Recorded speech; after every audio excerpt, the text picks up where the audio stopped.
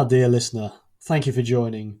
What a splendid or harrowing evening it is, depending on your point of view and depending on if the sun is still shining, which it surely isn't because September has brought with it cold and sedentary moments in great clusters.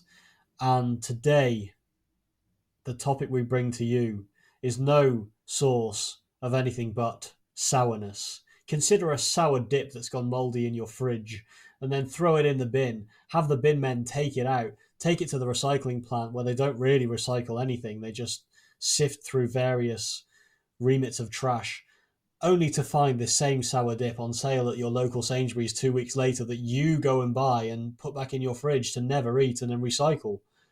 That's a little bit like the state of the modern music industry. It's regurgitated crap. Is that a harsh statement, Tom? As always, Andy, you've hit that nail hard on the head. You've driven it right through to the other side of that big, thick plank of wood. And what you said there about recycling is interesting because we're seeing a lot of, because the whole essence of recycling is to take something that would have become waste, to reuse it again, possibly repurpose it. I think they call that upcycling, and for the betterment of society effectively. But what we're seeing with music a lot of the time is recycling, but more like rehashing and not really innovating, not adding anything new. In fact, worsening a lot of the case. It's like recycling and then you get a worse product, is what I'm finding. I could not agree more. I think regurgitation is the word for it. There's a great quote that I've heard certain artists tout and be associated with over the time, and that is that good artists copy, great artists steal. Now, that's a bit tongue in cheek, and personally, I would claim that anyone who's a great artist doesn't steal. Their great artistry derives from the fact that they can produce organic individual artistry and they widen the bracket, they push something forward, they provide a betterment to the ears of society. I think that music is in itself a special commodity. To call it a commodity is something of an insult, but a commodity it has become. Music means something, or at least it used to mean something. If we do think back to refer this to the traditional Jeremiad context and the biblical sense of music, the notion of a hymn, of singing in church, it all alludes to getting in touch with the higher power. There is a purpose to it. It is pure. It is free of ulterior motive. It is an attempt to gain divinity. Do we think the same of Carly Rae Jepsen? I'm going to go out on a limb and say no. Do we think the same of Drake? No.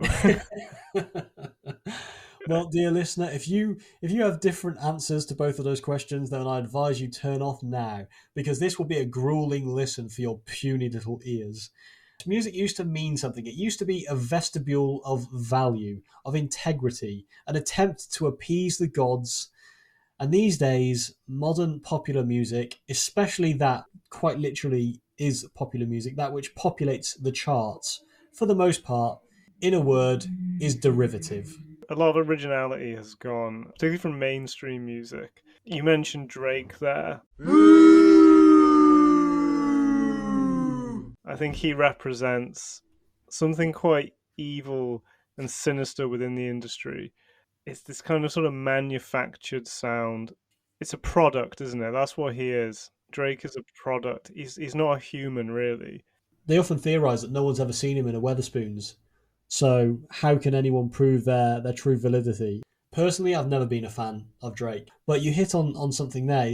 The word product, that pricks my ears, because I think that there is a significant and definitive separation that the people must realise more so, and that is art is a different element to commerciality. And modern music, by and large, exists within that commercial sphere. When people manufacture, as does popular figureheads like Drake, they manufacture a product to sell. They're not creating sacred art for someone to devour and feel better about themselves and this, that, and the other. And while you might think that that happens while you are listening, is it is that genuinely the experience, or do you think that's the experience because that's what you've been told to think, or do you think that's the experience because you know that it's the popular choice that 7 million other people are listening to this song, therefore you're part of the in crowd?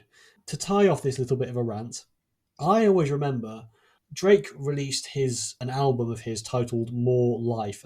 It was a 20 something track double album, which for contemporary hip hop, which yet people do categorize him as, which again I would challenge severely. For contemporary hip hop, that doesn't really happen. I thought about why is this? Why would he do that? Is he really rewarding the fans with so much extra great content? Is it a labor of love? Well, no, quite simply, it's dictated by streaming platform algorithms and the very simple but nuanced approach that the more songs you have on the album, the more streams you stand to accrue. That's an example right there of exactly how he does operate in that field. Just before we started this discussion, Tom, you mentioned Taylor Swift. Taylor Swift's most recent album, the Tortured Poets Department, which I have great issue with as an album title because we're not even going to say it, listeners. You should you should know. I can't even tell you how many different versions of that album she has released now. I'm not kidding, bro. I'm not kidding. Honestly, yeah, it's ridiculous. And what it does allude to is a saturation, is quantity over quality, which surely comes into the bracket of commerciality over art. Well, there's two things you mentioned there. One being Taylor Swift. The other, you described these artists as figureheads Hmm. as opposed to artists, and that's interesting because I actually have a point about Taylor Swift. Interestingly, so a friend of my uncle's, an American guy named Kevin, he was nice, but he was a bit of a one-upper. If you'd climbed like Kilimanjaro, he'd climbed Everest kind of thing. Do you know what Hmm. I mean? He could always want whatever it was. But anyway, his son is like in the music industry and he performed at like a halftime show during like an NBA game. Someone else also performed. This was years ago, and that it was a young girl, like a 13, 14 year old girl by the name of Taylor Swift. That was his big story. It was like my son performed a halftime show with Taylor Swift. I was like, okay, you know what? To be fair, Kevin, that's pretty good. I can't one up that. But he was saying that even at a tender age of, 13, 14, she had the whole fucking entourage with her, the managers, promotion people, the PR, the publicists, the record people. It's not just the artists, and a lot of the time behind them are the suits, the corporate CEOs of the record companies, and they don't really care about the quality of the music, and they don't care about like the art form. Like, they're crafting a product. So Taylor Swift, from a very young age, has been almost earmarked and sculpted, I guess, into this commercial product to a very successful degree as well. I recently read that in her, I think was it the Eras tour. Yeah. Again, it's horrible that we know these things because you just can't escape them. But she was making approximately $14 million per show that she was doing. You throw in all the merch and the ticket sales and God knows everything else. So she really has from a young age been like molded into this figure, and that's not really what music is about, is it? It's one thing to nurture a talent. Obviously, so many artists from a young age, you see it, don't you? Michael Jackson, for example, you could see straight away as a kid in the Jackson 5, like he was the one. He was the one that was going to go places. And there's nothing wrong with nurturing a talent. Maybe that was a bad example because Michael Jackson had a pretty fucked up upbringing, but there's probably other examples of young talents that have been nurtured and have gone on to been successful. But then it's another thing to just sort of use them as a product, turn them into this just behemoth. Like Taylor Swift, just whatever she does touches as news, and her music's just terrible. I'm sorry, it just is. Like it's just not even good. Like, unfortunately, I do know I've heard quite a few of her songs because again, you can't escape them. It's just not good music. I don't know why it's so popular. Well, I think what I would say on that point is, having been at the Eras tour, she do have some bangers. That for me, her more popular music is the worst of her. The Folklore album genuinely is a good album, but that was an album made sort of away from the spotlight and kind of that to me was almost like a sample of Taylor the artist, as opposed to Taylor the commercial machine.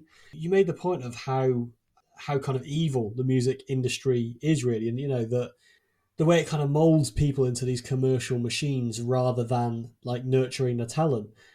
That is the major backer of the problems that exist today. The music industry, without a doubt, is a sadistic and evil beast. There are countless cautionary tales of very talented people that got a peek at maybe the compromises they'd actually have to make.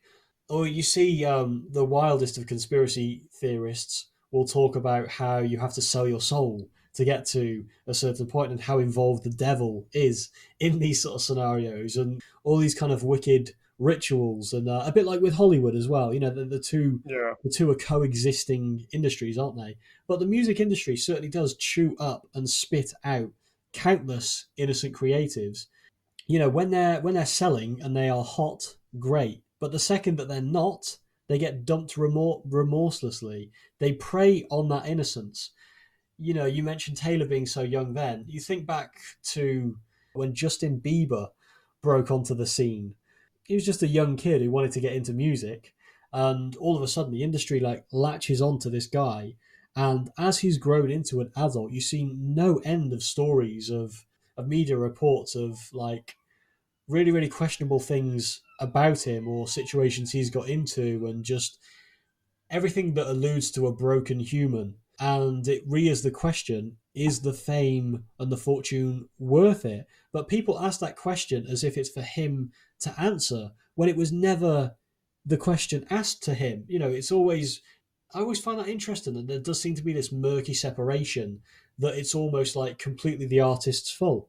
And when I was thinking about this episode before today, there is a great J. Cole lyric on one of his songs from 2014, Forest Hills Drive, that comes to mind. It's a very simple lyric, but he says, "The same rope you climb up on, they hang you with."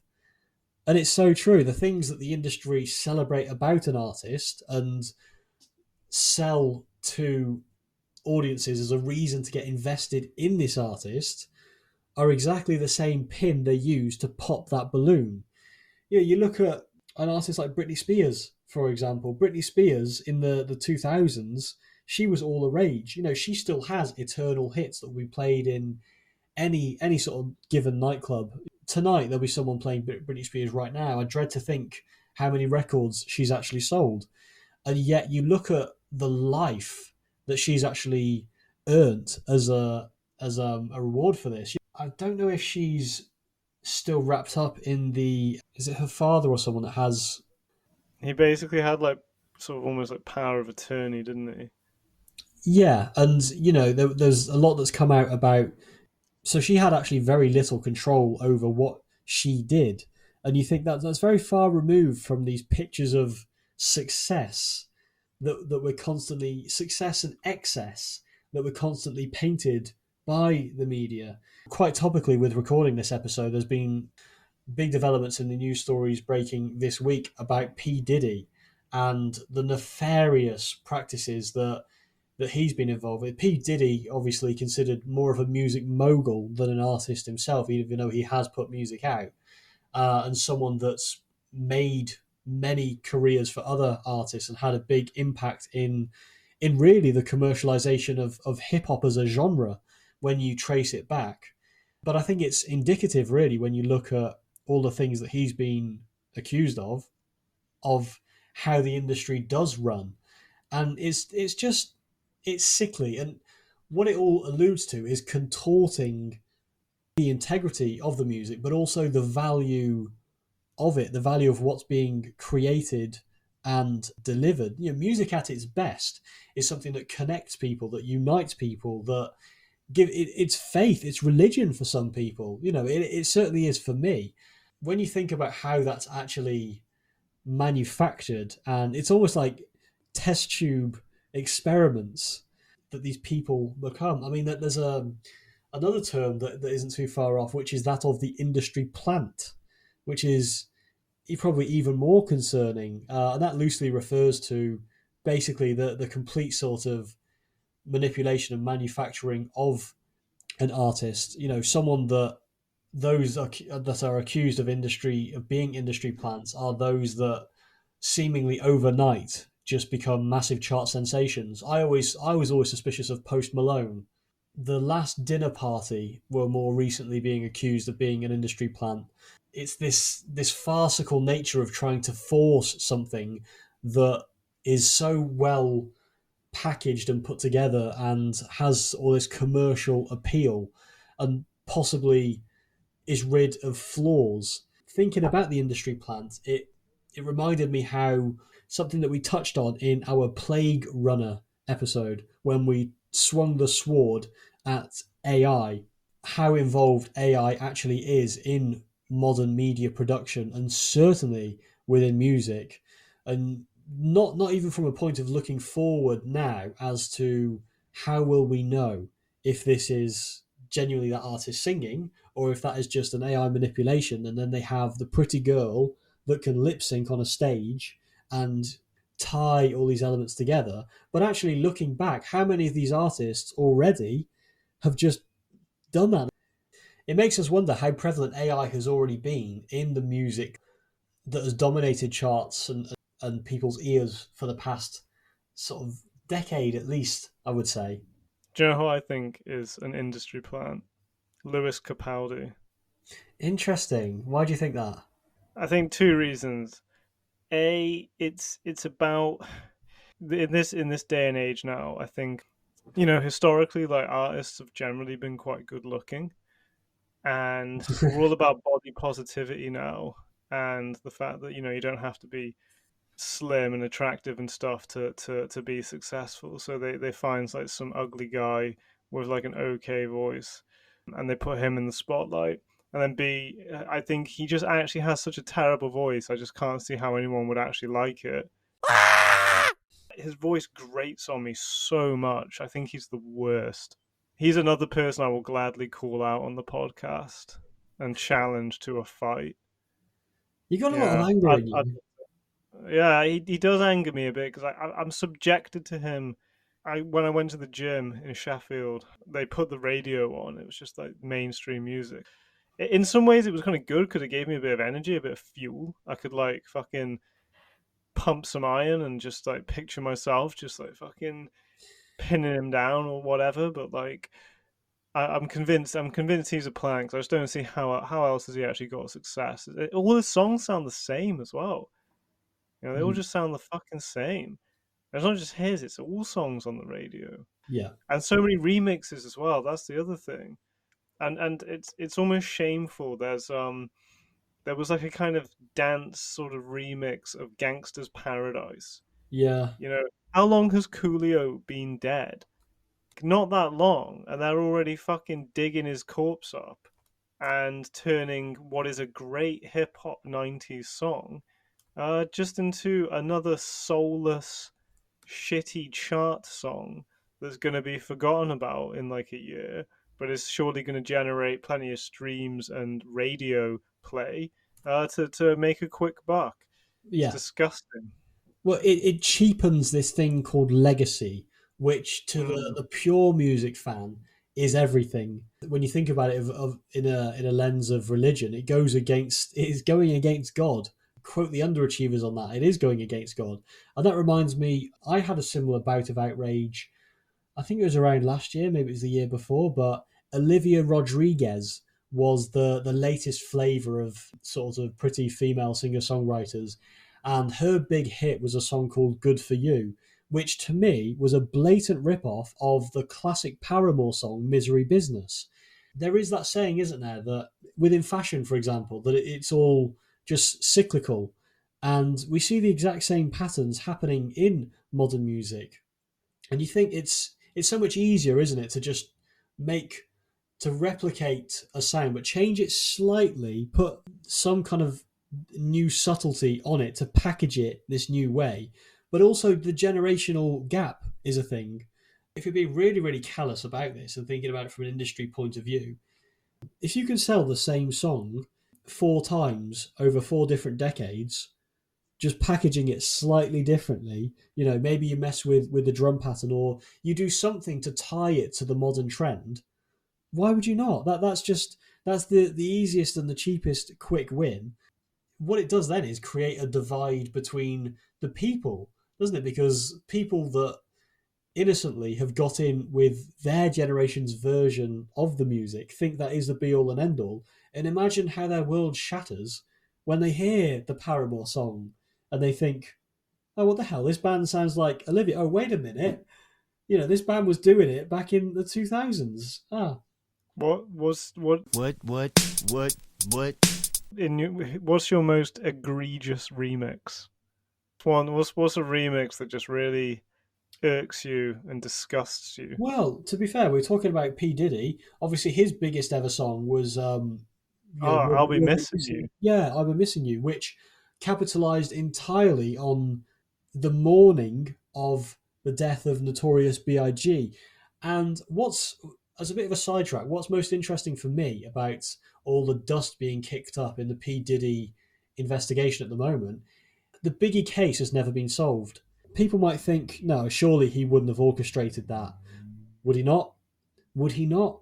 He ices the man, then goes on to have this hugely selling single, has control of the guy's music estate and legacy to run with, countless compilation albums, greatest hits. You can make the legacy much bigger than the guy ever was. I don't know. But anyway, that song was just a blatant remix of the Police song. Every breath. Or is it Every Breath You Take? Yeah. So. Or Every Move You Make? Or is it every claim you stake? Every piece of steak that you eat. Every cake you bake. Yeah. I mean, you could release that song tomorrow and it would absolutely bang. Of course, if you had the right backing. Because that's another thing, really, is the notion of chart music is a fallacy in itself. It's presented as this is the biggest selling song. So that's representative of the people's taste. So many millions of people have bought this single. But actually, is it just the case that the industry, who have all of these channels, from distribution to consumption, have just poured shitloads of money in and, effectively manufactured number ones? And there is actually examples that we have of this happening. So one that always stuck with me was Jay-Z back in 2013. And I'm pretty sure it is 2013. If I'm wrong on that one, I will be annoyed at myself. But he released his Magna Carta Holy Grail album. Still to this day, on the principle, I've never listened to this album, and this is why. He had recently signed a deal with Samsung, and it wasn't too long after this, or it might have coincided that he launched his own streaming platform, Tidal, which I don't know if it's still going now, but it never really became the behemoth that he hoped it would be.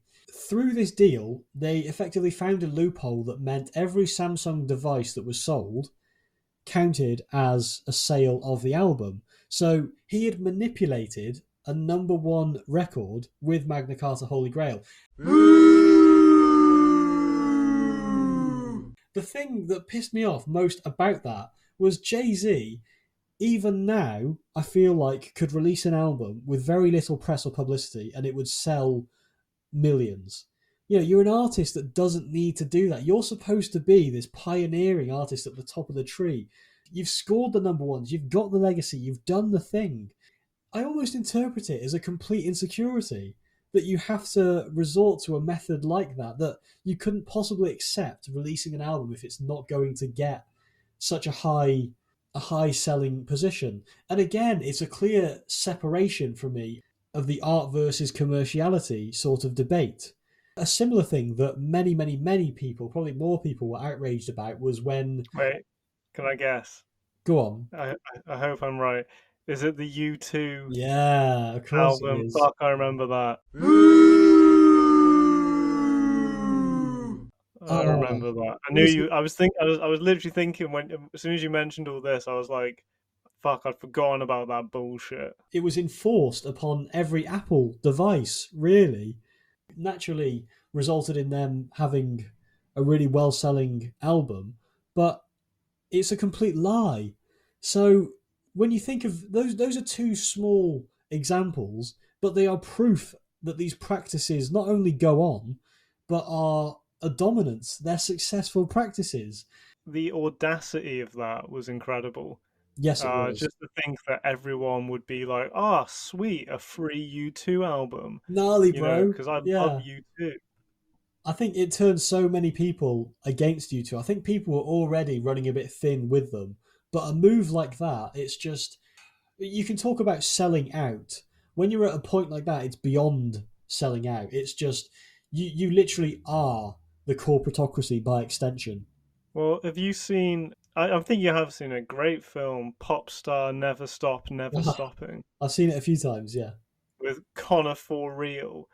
And there's like that scene, isn't there, where it's like it's the album gets automatically played on people's refrigerators, Yes, yeah. and I like that film because it really just take. Obviously, it's a piss take of Justin Bieber's "Never Say Never," and that's a horrific thing as well. Like, because wasn't there a Taylor Swift film?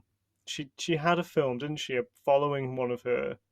There was the film of the Eras tour, which I mean they say it's a Yeah, film. It was basically just a live performance filmed, I yeah, but believe. Beyonce's done one as well. I'm pretty They all sure. have really. So that's horrible as well. I feel like when did this become a? Because there's two trends at play. You said, well, I thought it was interesting how you're saying sort of the music industry and Hollywood kind of Yeah, mirror each other in their kind of venal, sort of corrupt, disgusting ways. We're seeing films released by, I think Justin Bieber really kicked it off with the whole "Never Say Never," but then you had the Taylor Swift one. That I know there's a Beyonce one. There's probably going to be more bullshitty ones, but also the recent trend of biopics in yeah. of like music artists. I mean, we've had so many, and they're all just naff as well. Like we've had even just this year, we had like Amy Winehouse, we've had fucking Bob Marley. There's going to be four Beatles ones apparently, like one for each fucking Beatle. I mean, one we don't even need one, but four. I mean, God, imagine the Ringo one as well. Who's going to watch that? There's going to be a Bob Dylan one. We had like the Queen one. There was the There Rocket was Man, the fucking Elton John Elton John. Yeah, one. yeah, yeah. You go back a bit further, you had like the NWA one, Straight Outta Compton, quite good. But it's an egregious trend in my opinion, in Hollywood, and just no one really. The Elvis one, there was the Elvis Presley one. I'll be interested to see if someone attempts a Michael Jackson one, because he is like obviously like the Hasn't there king of already been pop. one? Like, no, this is it. I think that actually was legitimate Michael Jackson. It wasn't a biopic, There was was, yeah, so there was Michael Jackson's "This Is It," which was, I think, that was the posthumous film that was it? all Yeah. because he was gearing up, wasn't he, for a big comeback tour before he died. I think it was sort of all about the build up to that tour and then his death. I mean, if you want to talk about victims of the music industry as well, Michael Jackson, troubled life.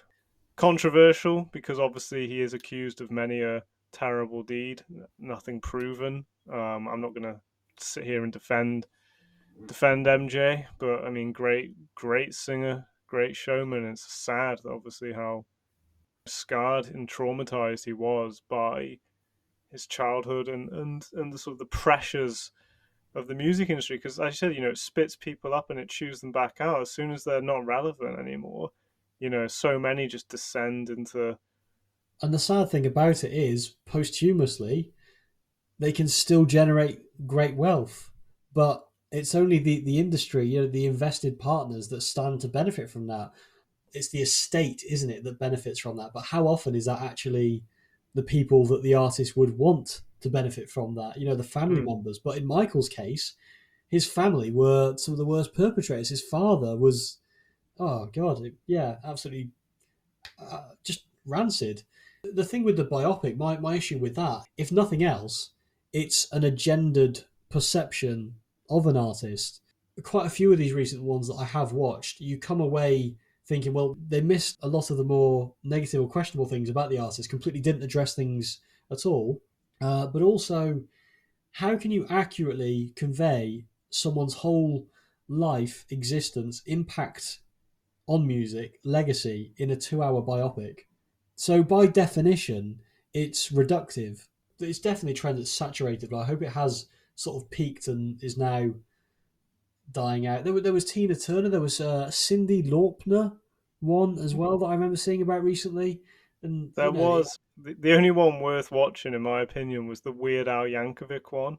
I've not seen that one. Yeah. Well, it's because it's Weird Al. It's basically the whole thing's a parody anyway. So Yeah. he's parodying the biopic trend. Yeah. It's Brilliant. Daniel Radcliffe plays Weird Al, and it's surprisingly good. I enjoyed it. It was a funny film, but it's obviously taking the piss out of all these biopics. Yeah.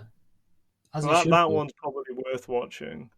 I wanted to make a point, if I may, about it sort of touched on it before, streaming, and how the actual music experience, I think, has been tainted by ready access to songs. Streaming, it has its good sides. It helps you discover artists or music you may otherwise not have. That's sort of the classic sitting down and listen to an album, track one, track two, the way it was intended. I think Yeah. that's lost a bit now because of streaming, because you can just cherry pick which song you want, put on playlist, shuffle. I think shuffle is kind of a terrible thing because no one really just sits down and appreciates an album. I'd be interested to know what was the last album you listened to just all the way through. For me, it was Liquid Swords by Jizza. I was like, you There you know go. what? I haven't listened to this for a while, and I'm just gonna.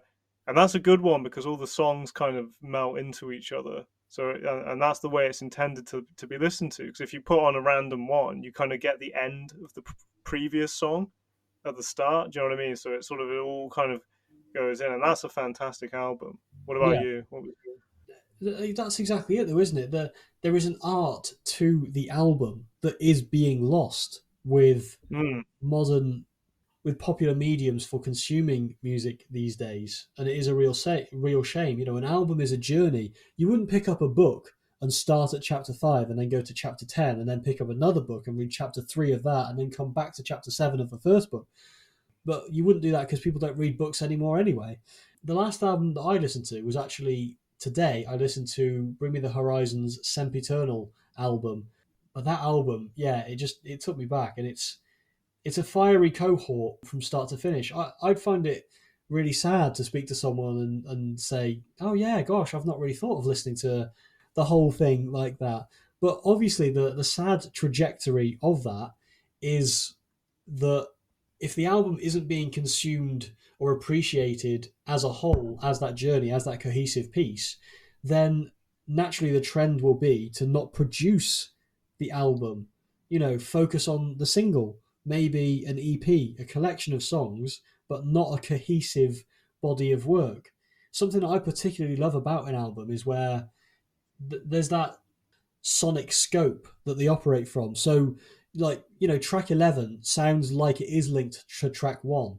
Whether it's like the themes being explored, the lyrical content, the specific guitar tuning, you know, the synthesizer, like whatever that element is, but there's something that does tie it together in that sense, that cohesiveness. yeah, well, it's obviously it's been arranged and crafted in a certain Yes. way. That's the intent of listening to it that way, and that's what the artist would have wanted. They don't, artists don't just randomly slap songs in any old order. There's a reason for it. Quite often, lots of albums will have intros. Yep. That's quite a common album thing to do, like a little skit or something like that. Um, and yeah, that's being lost, I think, and perhaps because artists know it, maybe they don't put quite the same thought and care into how the album is going to flow because they know it's not going to be consumed song after song kind of thing. Yeah, I think it's certainly true of mainstream music, and I think it is a point of distinction that I, as the religious nutcase, do have to express that there is still good music out there. There are contemporary artists still flying the flag, but obviously it's largely shunned by the mainstream spotlight, so most ears will never hear it. And another point that irks me, the widespread perception seems to be that selling music is a sign of success in music. So an artist that sold more is therefore a better artist. So if you're listening to an underground artist, sort of criteria, someone that's got like maybe just a matter of 1,000 Spotify listeners as a way of quantifying it, that people would just think, well, they're not worth listening to because they can't be that good because not that many people listen to them.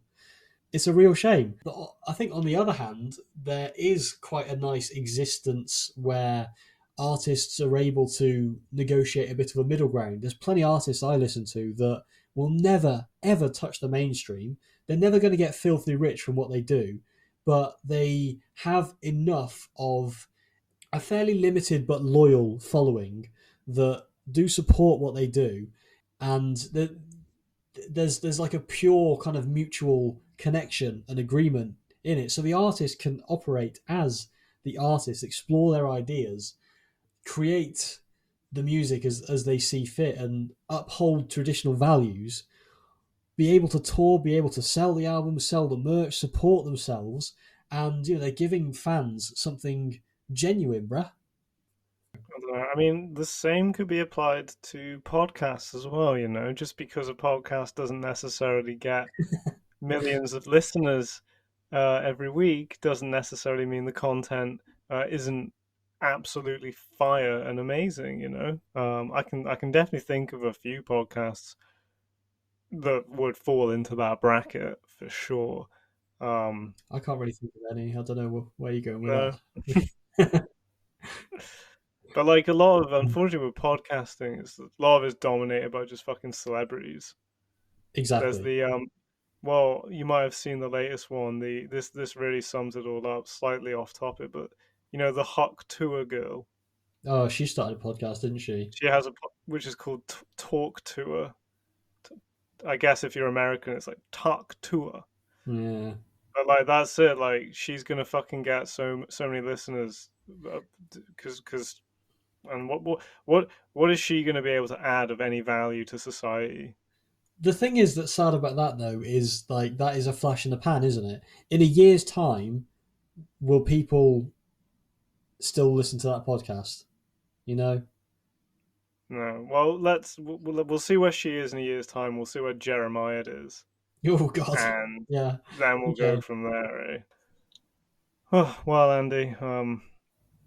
In these trying times where the music industry seems bereft of creativity and originality and, frankly, quality, I think it's up to us, Jeremiad, to inject a little spark, a little magic back into the music industry. We're here to face the music. We are here to save the industry from the derivative sludge which flows forth from the mainstream factories.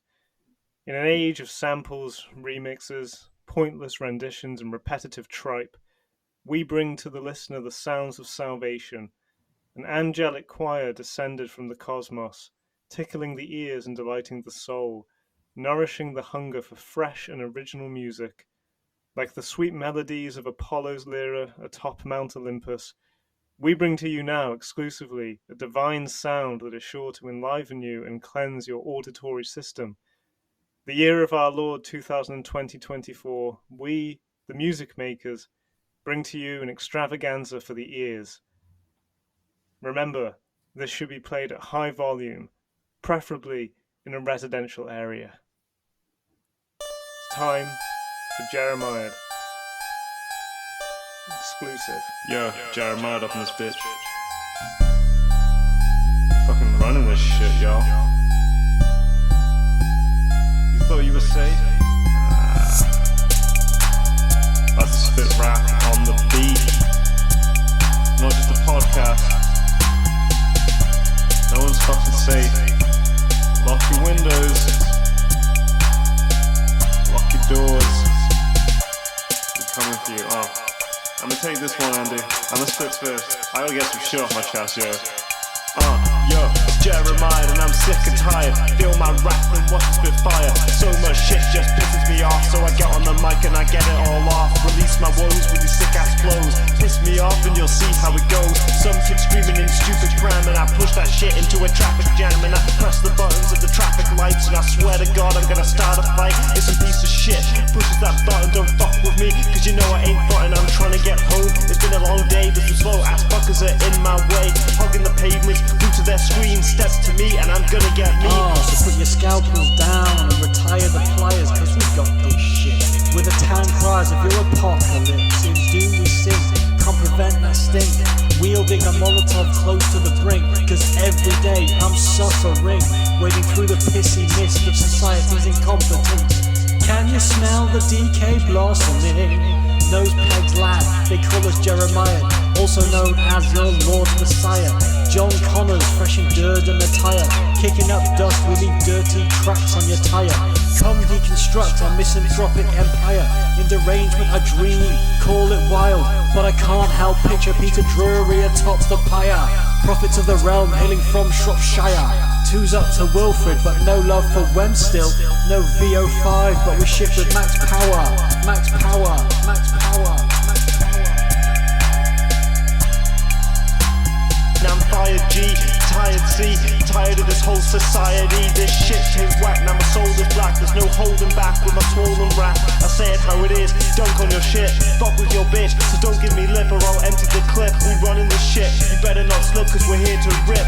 With the mask off this whole ship raid, and blow up the truth like a hand grenade. With the prophets of doom, straight out the gloom. Jeremiah, up out the tombs, come to wreak havoc, drowning like traffic. We running this game like carrot. Curse words begin with fiscal, your intelligence is artificial.